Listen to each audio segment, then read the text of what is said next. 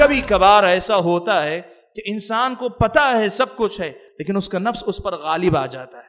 کبھی ایسا ہوتا ہے کہ نفس کے مقابلے میں شیطان جو باخارجی دشمن ہے وہ غالب آ جاتا ہے.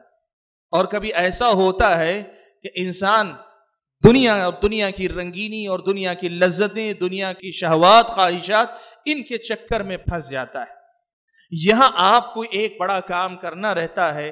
آپ ترغیب اور ترہیب کے پہلو کو بھی اپنے ساتھ لے کر چلیں. ترغیب کہتے ہیں نیکیوں کی رغبت دلانا، اچھے کاموں کا شوق پیدا کرنا، اس پر ملنے والے ثواب کا بار بار تذکرہ کرنا، لوگوں کو بتانا کہ اس میں فائدے کیا کیا ہیں، دنیا کے فائدے کیا ہیں، آخرت کے فائدے کیا ہیں. ترغیب کا پہلو اپنائیں. اور اس کے مقابلے میں ترہیب یہ ہے کہ لوگوں کو ڈراتے بھی رہیں. آپ لوگوں کو ڈراتے بھی رہیں.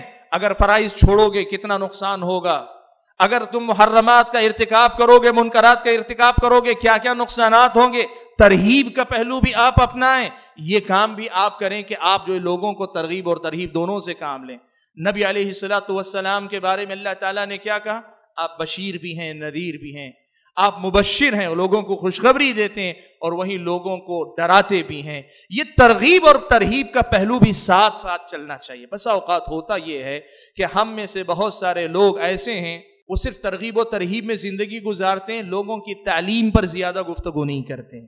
اور بہت سارے ایسے بھی ہیں ماشاءاللہ مسائل سمجھاتے بتاتے ہیں، علم پہ علم دیتے جاتے ہیں، لیکن جو ترغیب کا پہلو ہونا چاہیے یا ترہیب کا پہلو ہونا چاہیے، ان کی دعوت، ان کی گفتگو، ان کے اپنے لکھنے پڑھنے میں یہ چیز مفقود ہوتی ہے. نہیں، یہ دونوں ساتھ چلنے چاہیے.